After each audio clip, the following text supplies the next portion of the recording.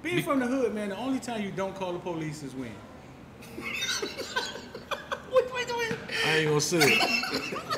The only people who can't call the police is when drug dealers get robbed. He said it, y'all. He said it. When the number house get robbed. Right. Only when you in the wrong. When you doing it wrong, you can't don't call the police. When you doing wrong, you can't call the police because you've been wrong. Please start the video with that.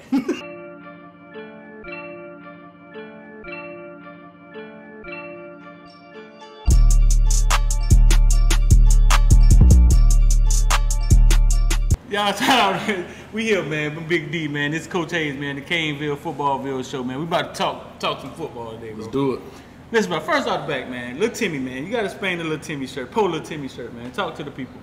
Man, Pull Little Timmy came about, man, when I was doing these WRE videos where I watch, react, and evaluate to the top talent in the nation. And, you know, what happened is, just through my commentary, I see cats getting their doors blown off, whatever. So, you know, I'm just making a little sly remark like, you know, oh man, little Timmy, back up, Timmy, back up. Pull little Timmy, oh, he done make juke the dude out of his shoes or something. And so, to be honest with you, to give credit is to the viewers. They just went nuts in the comment section about it. Yeah. You know what I mean? Pull little Timmy, laugh out loud, blah, blah, blah, emoji and all that stuff. And that's how it kind of caught on, man. And so I got a figure, had him drawn up and everything, and that's how Pull Little Timmy was born, He just created a shirt. Yeah. And so now we got Pull Little Timmy segments all on the videos and everything, man. All right, man. I'm sitting here with Coach Hayes, man. I'm D Streeter. Well, I'm gonna explain my shirt, man. My shirt say, I do anything for my kids except let them see their daddy. Listen, man. My shirt game. Hey, that thing went way out of bounds. That thing went way past football, bro. My shirt came from, because we know there's a lot of parents, a lot of moms who say they not do anything for their kids. You know what I'm saying? It's a lot of them, and they out there, they grinding for their kids, and they get it done. But there's a lot of the moms that's like, I do anything for my kids, except let them see their daddy. You know what I'm saying? One of the most vital things is, one of the worst things you can possibly not do.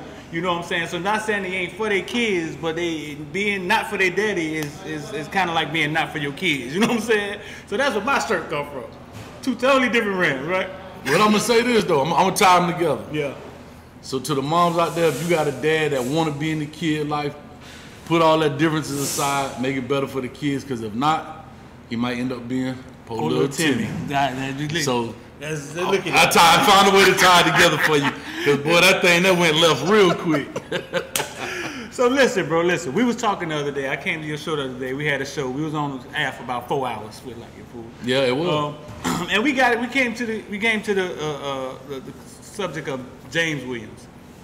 I think the #1 player in the nation. University of Miami got him. He's going there. They got him safety / whatever you want to play, whatever. You went to go look at his film, right? It's on Twitter, right? Yeah, man. While we was on the show, we was talking about it, and I was asking people. I saw his junior film. I actually broke it down. Y'all can check that out on Coach Hayes Football on YouTube.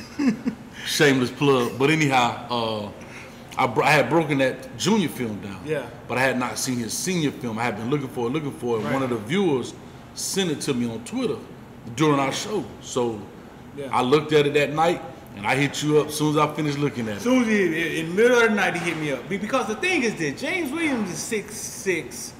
He's a mutant, man. He's like 6'6". He moves like he moves quick as a cat. So we're thinking once he stop eating soda and potato chips for dinner, he gonna get like most kids, get to college. Pizza and tater tots. Yeah, get to college. He start eating nutrition right. Eventually he'll put on weight. He get in the weight room. He gonna put on weight, more muscle mass, and he's gonna be 6'6", 6'7", 240 or something like that. That's what we are just assuming. If the maturation goes the way it would, they put 30 pounds on Greg Rousseau in 2 months. 2 months. Freshman 15, yeah. I say you're gonna get freshman 15, whether it's fat or muscle, but you're gonna get it. When Phillips first got there, remember when Phillips first got there? With our first video of Phillips, he looked like a basketball forward. He did. And then in a couple months, he looked like... And he was already in college. Yeah. And that's the thing. Even though I know he had been injured. Yeah. Where was that, UCLA or something like that? We saw him and we was like, that's Phillips? He was skinny, he had a big old head. Boy, put him in the weight room, got him right. So we're thinking, James will get there and he'll get big, and now he's this big 240-pound 6'6" safety, you know what I'm saying, running around the back. So you went and looked at his film. And what did you see? Tell me what you saw when you looked at his film. I see a dude that can sit. First of all, he can change the game at different positions. I want this young man to maximize his potential. I keep saying that. Right. And if you look at his senior film, that is exactly what he's doing coming off the edge. Now, everybody will say, oh, he a linebacker standing up. If you watch his film, 80% of it is he going to get the quarterback in some form of fashion, whether it is blitzing, off the edge, a couple of them up the middle, but he's changing the game by putting pressure on the quarterback and creating a bunch of poor little Timmy moments out there.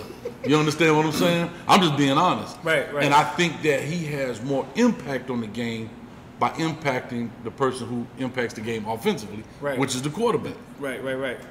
Well, give me an example. Well, explain, because think of some of the ends. Let's talk Chase Smith. Some of these ends that came out. You know what I'm saying? The big time. Chase Young. Explain to it. Explain to me what do you mean? Because defensive ends, what? So here's my deal about defensive ends, right? There's only 2 people now, and a third is coming in if you're special. I'm talking NFL status, draft status, that impact the game. Quarterbacks, we all know, right? And defensive ends, and now if you're very special, a 3 technique. Those guys impact the game every play. Especially now because it's a passing league, right? Everybody want 40, 50 points a game. How you doing that? You're not doing that by grinding the ball out, you know, with and so forth. So that's why these guys are getting $100 million contracts. You know, as good as Odell Beckham is, you're not getting $100 million contract. As good as Antonio Brown was, right? $70 million contract. You can't even get enough for their playing card. Right. You can't. But think about it. I mean, $70 million ain't nothing to sneeze at. Right. But imagine if 30 more million. Added to it. See, that's what I'm trying to say. So 70 million, hey, I take that too. Right. But we talking about guys have been getting $100 million contracts for years. Dwight Freeney, right here, Elvis Dumerville was getting. I mean, this is back before it was even popular. Right. You know, and they weren't big guys. They were 6 foot, 245-pound guys making $100 million contract. Now you can name 6 to maybe 10 players. The J.J. Watts, what's my man with the glasses on the Old Spice commercial? Von Miller. I'm just saying, there are so many. There are a lot of. I can't say they're not the face of the program, and they making $100 million. You know what I mean? They're not the face of their franchise, or they may not be the household name. Right. And they're getting paid way much more than the Odell Beckham, who's the one hand beautiful catch and all that. You know, because that's what sell tickets. Where do they stand at when it comes to that one cornerback on the team that can lock their side down? So if you put it in order, is the quarterback getting paid the most on the team? Then who next? On the team next? Offensive tackle? I don't know. I don't know. I think it's a toss-up between him and I'm talking about a dynamic defensive end. I got you. So yes, that left tackle. But yeah, the top 3 players. In my opinion, well, it's facts. It's on paper, so it's not my opinion. The quarterback, these defensive ends, because the defensive ends directly impact the quarterback. The guy who got it, you know what I mean? The guy who getting paid the most. Right. Who's going to impact the guy who get paid the most? I got to pay him the most on defense. Gotcha. You know what I mean? Gotcha. Like, think about how good as Ray Lewis was. Not making $100 million.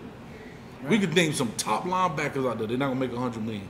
Top safeties, they're not making $100 million. But that's a dynamic of the game that, kids aren't thinking about. Most adults aren't looking at it that way. You're looking at a game and you're looking at still fame. You're looking at who's famous, who name rings bells. You're not looking at it from a standpoint like an agent and you see the numbers.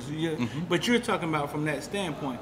I've covered James since he was 8, 9. My uncle coached him since he was 8, 9. I think he's a dynamic athlete. I think he could do anything on the field. I agree. I'm not gonna sit here and break it down like you coach. I didn't. I just see talent and I see certain things. We both feel that he's basically an impact talent. So we went to American Harris the other day. Looked at their beautiful facility, and we run across Marvin Jones Jr. He can go Fletcher, now. He can go. I like him. Man, he's like like a. I did his film too. Like Juggernaut son or something. Yeah, he can go.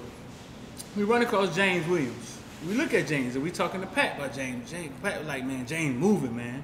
And we look at him and he done slimmed down. So we talking about all his weight.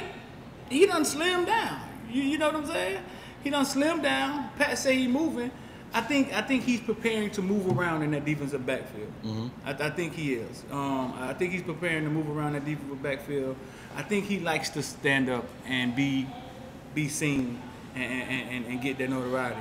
You understand what I'm saying? I get it. Yeah. And you know, I mean, we from the crib, right? Yeah. So everybody want to be seen. Like I said, yeah. I know some guys. I'm just gonna make this parallel. I know some guys that were defensive linemen that should have played offensive line, would have had a 15-year career in the NFL.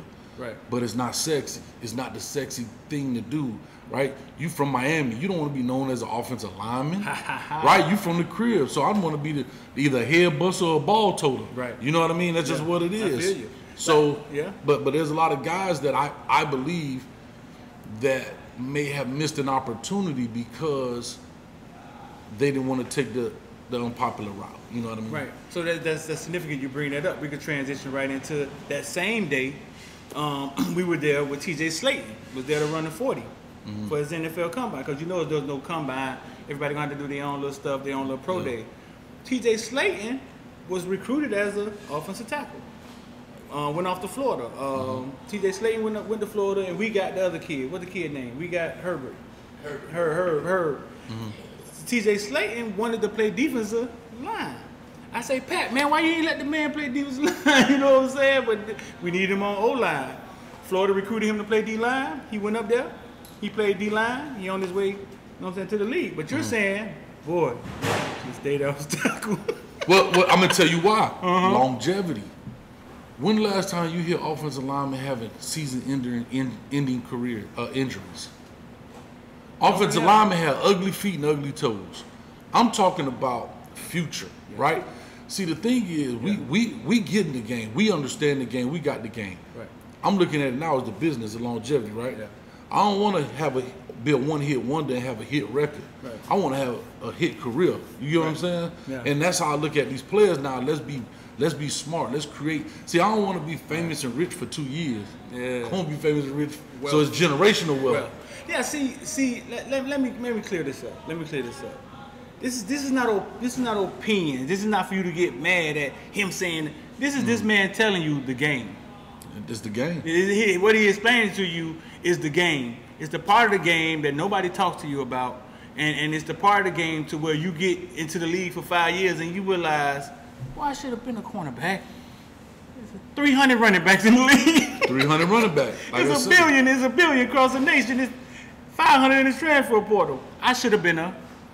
So that's what this man giving you. So parents out there, parents, young athletes coming up, take heed of what he's saying. Write it down on a piece of paper. Not saying you have to do it, but understand what he's saying is the truth.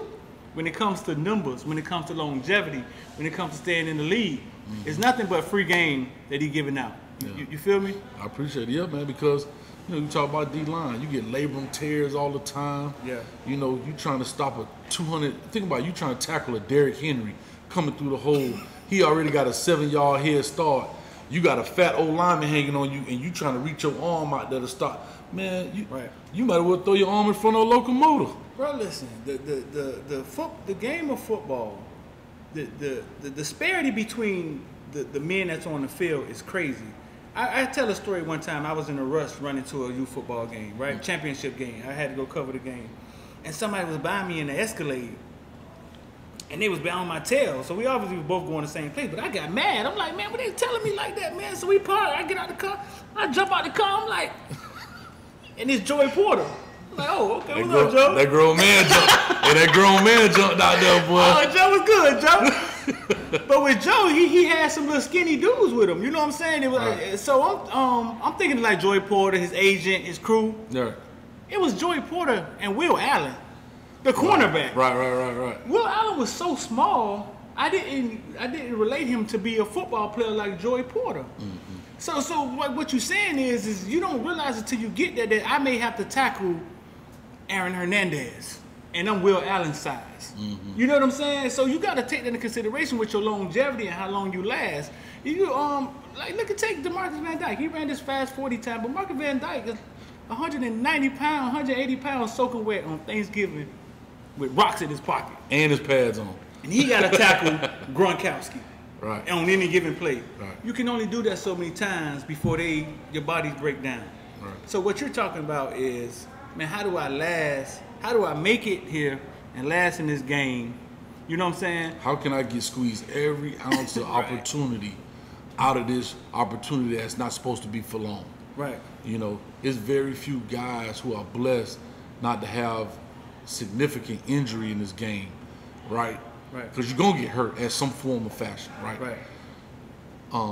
But when you make it to that next level, it's next man up. And if you get hurt too much, too often, Right.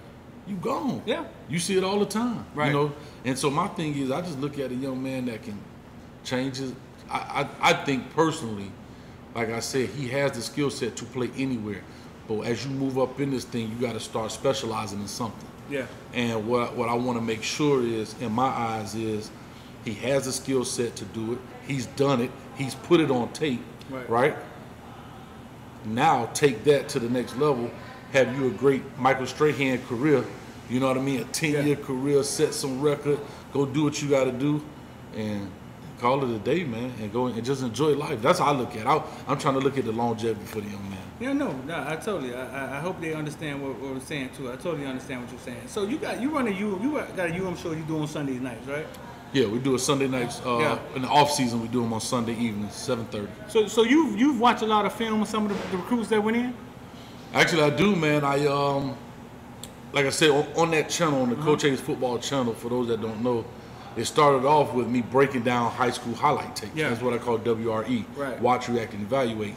And so, yeah, I break down a lot of those guys. I haven't done maybe all, well, I did do all of them. I did them on the show, so I did all 22 at that time, looking at those guys coming in. So, yeah, we break those guys down. Anybody, a Kane recruit, or any recruit that you've looked at, who film if you popped in and it was like, I'm talking about popped in like we still got DVDs. Hey, film if you clicked up. Hey, don't worry about it. I say the same thing, because I be like, look at this tape. Hey, check out his tape. I don't even say film or nothing. Look at this tape. And it's in the cloud somewhere. Man, that junk sitting on your phone already. So who film have you looked at? It don't have to be a UM recruit. You looked at it and you like, man, this kid is a lot better than I thought, you know what I'm saying, than the stars have said, or I'm going to say this, that the one guy who I like the most, and a lot of people I don't think talk about him often, I love Chase Smith, boy. How did I know that feeling? Come on. You know, I love Chase Smith tape. Why you love him so much? Because he pops off the tape, old school tape. Yeah. He when you put it on, you know, I always say this about highlight tape, bro. Right. It's like the trailer to the movie, right? Because these colleges are going to go watch the game film. Right. But if your highlight tape is not interesting enough, and when I was at FIU, we used to do that. You got 30 seconds, bro. If your first 2 or 3 clips ain't hitting, we on to the next. Say that again. If your first 2 or 3 clips Please, ain't hitting on your highlight tape, it's on to the next. Cause we would probably watch 100 a day. You got a certain time every day that we do recruiting. Because you right? were on FIU staff. Yeah, we was on. So now and we talking about FIU now, so I ain't knocking it, but you got UM who's looking at bigger, and they got a broader range of guys, so they could probably have a lot more recruits they looking at. If your tape is not, unless you're just a high-profile kid already, if your tape is not jumping off within the first 30 seconds, it's on to the next, you know? And you got to know how to structure your highlight tape too, man. Right. But we'll talk about that too. Man, I've made numerous videos on these kids putting that main highlight together and making sure that their best players are up front. Because we're looking at kids all across the nation. Nobody got time to be watching you block people on the 3rd highlight. And then it's got a touchdown on the 5th play. Nobody wants to watch you against Halil T-Breads and then watch you against, you know what I'm saying? They want to see your best plays. Yeah. The problem is, and a lot of these kids, because I'm going to call them kids in high school, they don't understand, because you ran a 1-yard touchdown for the game winner, that doesn't translate to the college coach. He doesn't know that's the game winner. Even if you put it down, he doesn't care. That's your emotional highlight. I tell him there's 2 highlights. There's the family reunion highlight, and then there's a recruiting highlight. And that's the truth. If you're trying to be recruited, you can't put every touchdown you ran because it was a 1-yard touchdown. Right. College school. Now, if you ran a 60-yard, a 40-yard, a 50-yard, yeah, throw them out there, a burst. You know what I mean? But just because or tip interceptions. Right. They great, but they want to see you breaking on the ball, things that they can't coach. So you're a high school linebacker, right? High school linebacker. What is a college coach looking at on the highlight tape? You 30 seconds. You finna sit down. You want to see what? Running, chasing the ball down. That's it. That's it. That's it. They don't care about the hit. Everybody can hit, right? They don't care about you boom the dude in the first 30 seconds. And I'm gonna give you some game for free, right? I don't care if the dude on offense ran the ball 99 yards and you caught him on the 1 yard line. That better be your first take. Why? Because it shows that you can run. Really? And yes. That's for linebackers. Whoever, defensive line, the backside corner, you have to highlight things that they can't coach. What are the 3 things they can't coach? Speed. Size. And that's already on tape. Right. And what else? Right. What's and effort. Right. Effort/heart. Right. They can't coach those 2. Speed. Size is already. You can't do nothing about that on your highlight tape. You are what you are. So my first clip, I tell guys all the time, when I'm breaking them down, and you see that in clip 15, 16, 17, where they chasing a guy down for the 99-yard run, and you stop them from scoring. But they don't really, that shows you. It's a whole show in itself. Yeah, that shows your speed, man. Listen, because I never thought about that. I would thought for a linebacker that they would want to see maybe not basically impact, but like Sam Spence used to diagnose plays real fast. You throw a screen, boom, you dead. Chasing the ball down. The same thing, yeah. Same thing, chasing. He's getting to the football. That's the thing. That's what they want to see a linebacker. Because now it's showing again. What is it highlighting? Yeah. Your speed, your ability. Right. Anybody can, because at the end of the day, I always equate it to dunking, right? You can dunk, lay it up, shoot it, it's still 2 points. Right. A tackle is a tackle. Yeah, you can lay the thunder, right? Everybody gonna get those shots, but the majority of football is not played like that. It's get the guy on the ground, right? So my thing is, I can't get him on the ground if I can't get to him. Right. So let's get to him. So it shows speed and it shows effort. That's correct. And that ties right into when I was looking up who led the University of Miami in tackles. And then when I saw it, it was weird that it was Bubba Bolden. That's right. So I went to start looking at other colleges. And I was like, well, on other colleges, Mike linebacker. Who leads teams in tackles? And it was like, it would be a linebacker, and then it would be sometimes a strong safety, sometimes. But most time it would be a linebacker, second linebacker. But the one time it was the second one was a strong safety, was the kid Battle out of Alabama. Okay. He was second on their team in tackles. I know Battle. Yeah. I know he's an effort kid. But they give a lot of reduction safety too, so he basically had 4th linebacker. Yeah. But I know he's an effort kid. He's a kid that you put on your center in basketball and he's 6'1", and you make him guard the center. He's like that, you know what I'm saying? So you think about Bubba Bolden. It's effort. It's passion that Bubba Bolden has to play. You know what I'm saying? Bubba Bolden said in the press conference the other day, what he said, no, man, we don't want no weak-minded people on this team. And he sounds serious about it. Right. So that's what you're talking about on the tape. Effort. You know what I'm saying? Effort. And so what if you're a cornerback, right? Cornerbacks, you got to show. See, a lot of guys, cornerbacks, they want to put on interceptions. Great. But you have to be interception where you're breaking on the ball. What does it show? Your agility. It shows your ability to move in small spaces quickly, regain, right? They don't want to see that you tip the ball down that was underthrown. You tip, that's great. Right. I could have did that. You know what I mean? They want to see things that people can't do. Again, the things you can't coach. Right. It basically is speed and effort, breaking on the ball, being in position. And there's some guys who do a great job with this. You have highlights, especially a cornerback, that don't involve the ball, showing you being in phase when you block. When you run in the route or you're in man, knowing how to be where you're supposed to be. Right. See, like I said, it's two highlights. Family reunion highlight, that's boring. Your mama, that ain't got nothing to do with the ball because she following the ball. But a recruiting highlight, right, you want to have that. What you showing the family reunion highlight? Man, you showing you jumping around. You showing that you don't tip the ball. Look at my baby go. That's my baby. You know, that's the family reunion highlight. The coach ain't in there talking about my baby. The coach talking about he worth $500,000 scholarship. Right. See, it's dollars and cents to them. They don't care about my baby. That's funny, man. I've never thought about that. So I knew the height thing. I knew the size thing. You know what I'm saying? I knew the speed thing couldn't be coached. But I didn't realize that the effort thing. You see somebody running from sideline to sideline. Go get them. Yeah, you running from sideline to sideline. That just shows you what he out there putting effort in. You really can't. And I think that's why Chase Smith tape pops off to me. Yeah. Because he's doing so many different things. He's at wide receiver. He's at running back. He had defensive end. He had safety. He had linebacker. You know, and I don't think he's at a predominant school, I think Melbourne or something like that. Yeah. But like he chasing cats down backside off the edge. Yeah.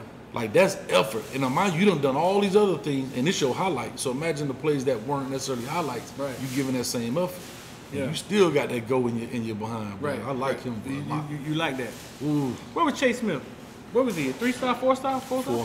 4-star? All right, listen, man. We here with the world famous Coach Hayes, man. We gonna be y'all make sure y'all subscribe, hit like, man. We're gonna be right back, man, with Miss Coach Hayes.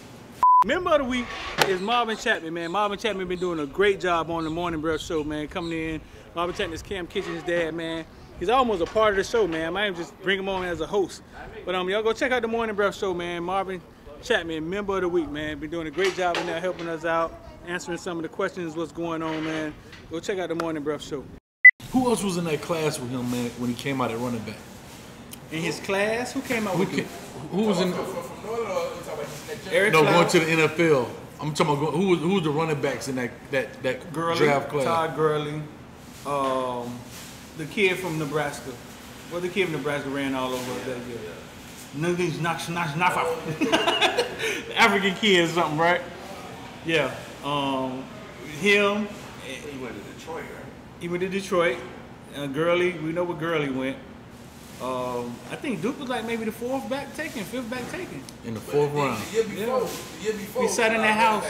That's why. Huh? The year before Duke got drafted, a lot of running backs got drafted.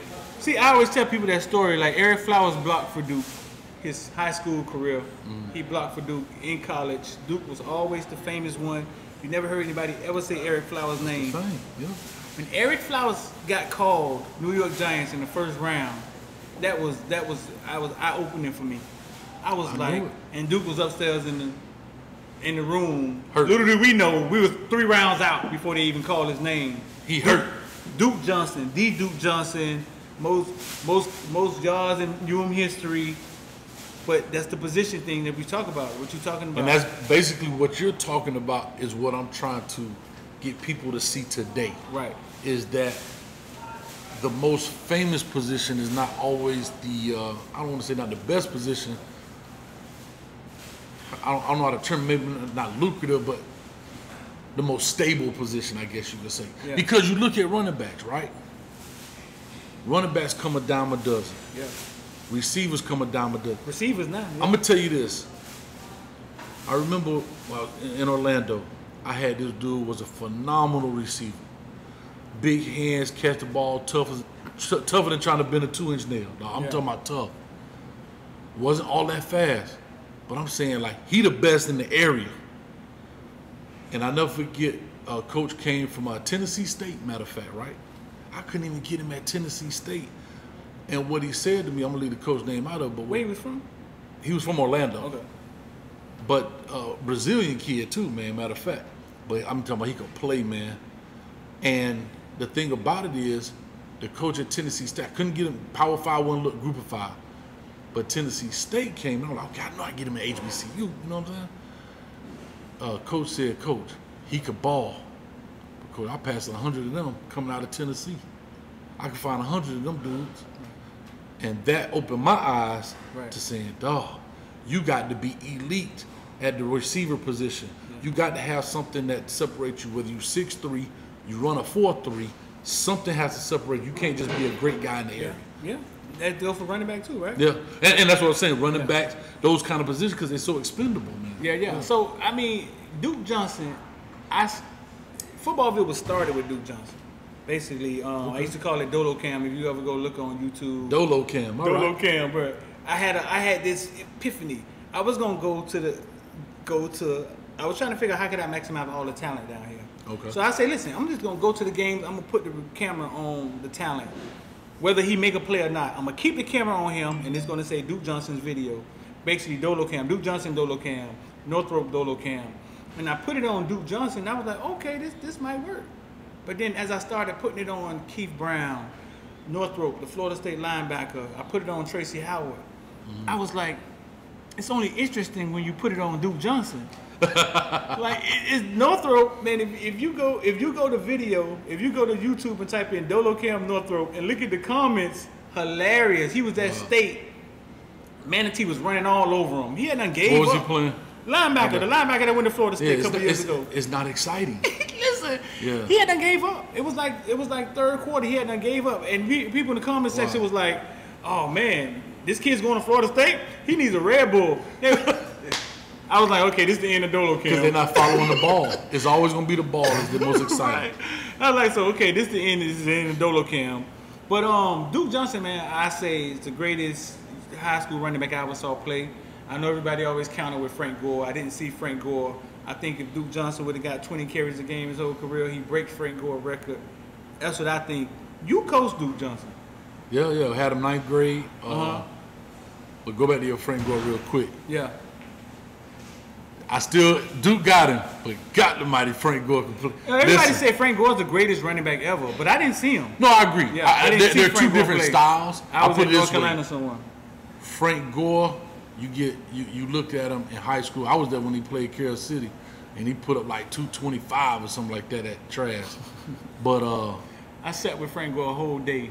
Yeah. Yeah, man, and to watch his mindset is like, just is a compete mindset. He was working out with the kids Singletary and Travis Homer, and I think he got a kick out of being able to run with Homer and Singletary. They was headed to the end. And he just talked 15, 16 years in, like 18 years in. Like a Greek god. And he talked about high school, and he said basically nobody had anything, only that one Carroll City team. I think it was Carroll City. Who was the one team that beat him? He said that was it.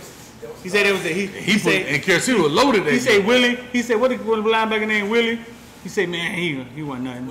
Willie Jones, he wasn't nothing. He said, man, first play, Coach Timmy had him. He said, man, I knocked him into the stands. He used to jump up like this all the time. Listen, man, just a competitive attitude that just go to the day he died. He gonna be competing in this casket, fool. Yeah, and it's something you can't teach. But I think Duke is a different, right? So to say that Frank was like, man, Duke was amazing though, and I'm gonna tell you why I say that. Frank could outrun you, run you over, but Duke set you up from 3 days ago. Just to tell you my story with it, he came in 9th grade, he was running back. I needed a safety. I said, Coach Dunn, I can have Duke at safety. Because my mindset was, actually I learned this from Coach Dunn, I'm going to get the best player. Yeah. And he was like, yeah, you can have him. You know, because we had a decent running back at the time, and Duke was just a freshman. So that's all I needed. You credit. So you say Duke come play safety, he'll just come play safety? Like he didn't really, man, coach, it wasn't none of that? No, he just came and played. Right. All kids. Too, right? Quarter? They were putting, sometime here and there, but he primarily played. We had decent corner, but he primarily played safety, and the reason I wanted him at safety, he can affect the entire field. He can go sideline to side. Corner, he got to be on his side playing with his man. Then he can venture off. He guarded Mari Cooper. His own too. He's another guy, right? Can play everything on the football field. I guarantee you put him at linebacker, he could do it. If I put him at end, we're talking about high school now.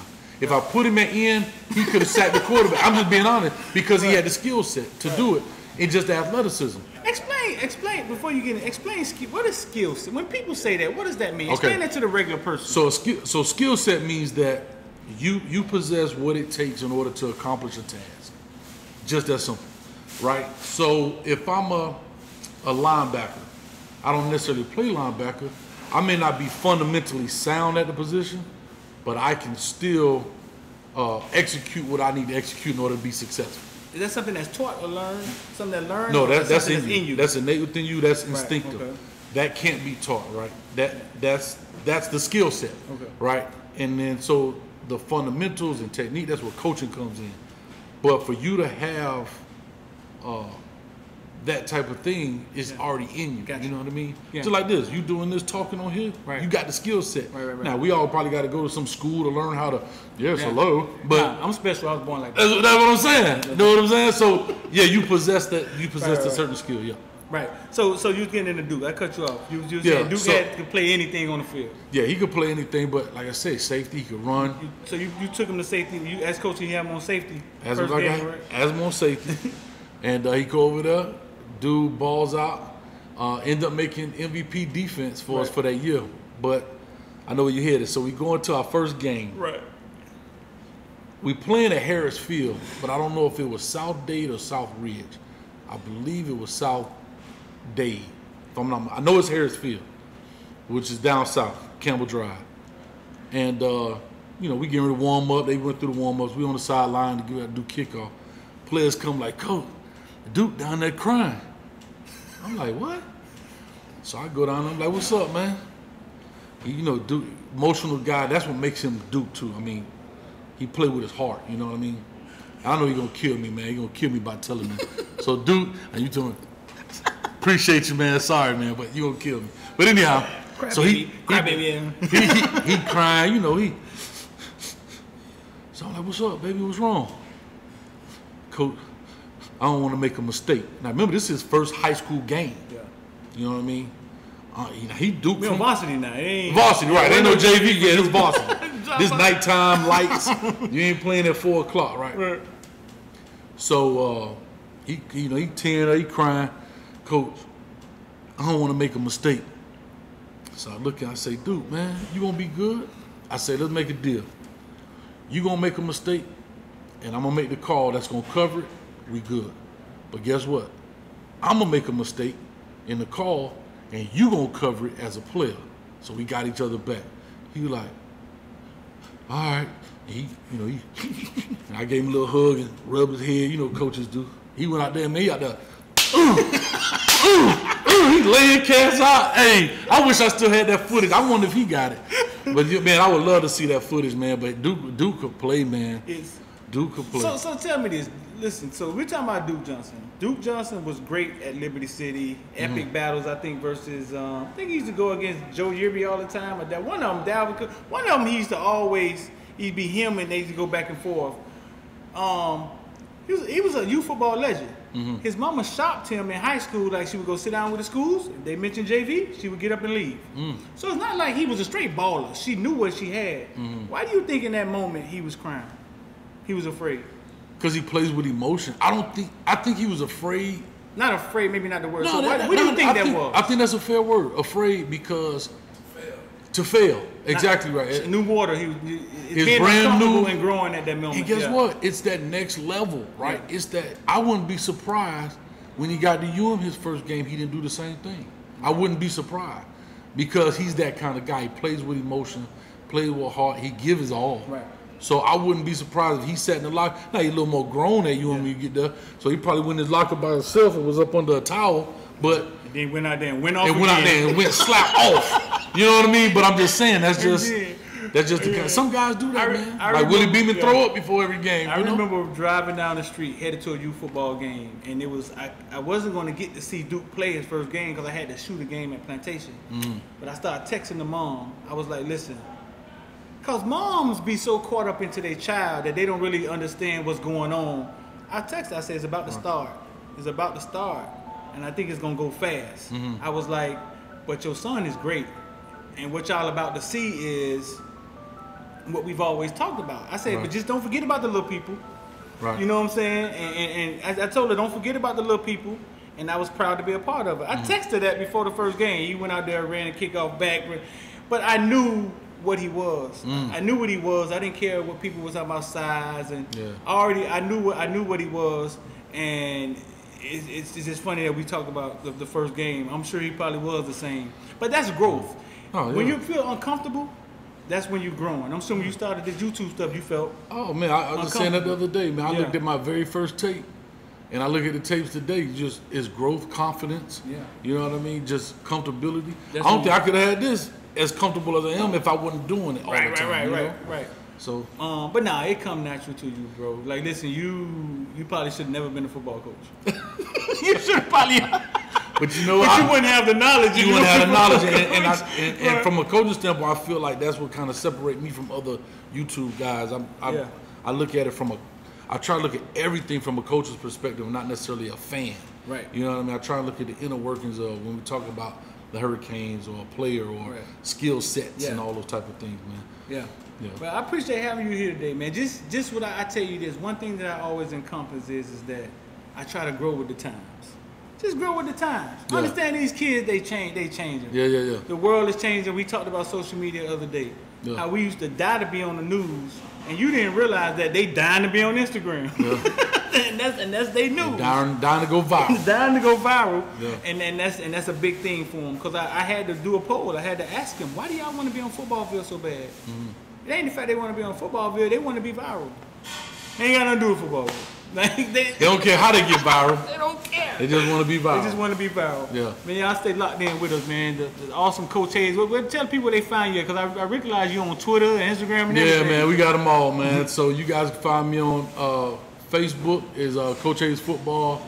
Instagram is Coach Hayes Football. Twitter is Coach Hayes FB. And, of course, on YouTube is Coach Hayes Football. Check us out, man. We got 4 different segments. We do WRE, which is Watch, React, and Evaluate. We do WRE Live, where I bring players on and break the film down with them and talk to them, get in the mind of the player. We do Coach Hayes Football Live, where we just talk about different sports. Speaking of that, coming up this week, check it out. We're going to actually dive deep into the Deshaun Watson deal and bring on. I'm going to try and get some women guests on it too, get their perspective. Please do. That'd be awesome. Yeah, and then on Sundays for the off season, we do Canes Talk Live at 7:30, where we just talk all Canes football, man. So I appreciate it, man. Make sure y'all check it out. Hit that subscribe button and that like button, man. All right, man. We out, man. Don't take 3 motherfucking things, and that's what? It's 6 1 6 1 6 1 shit.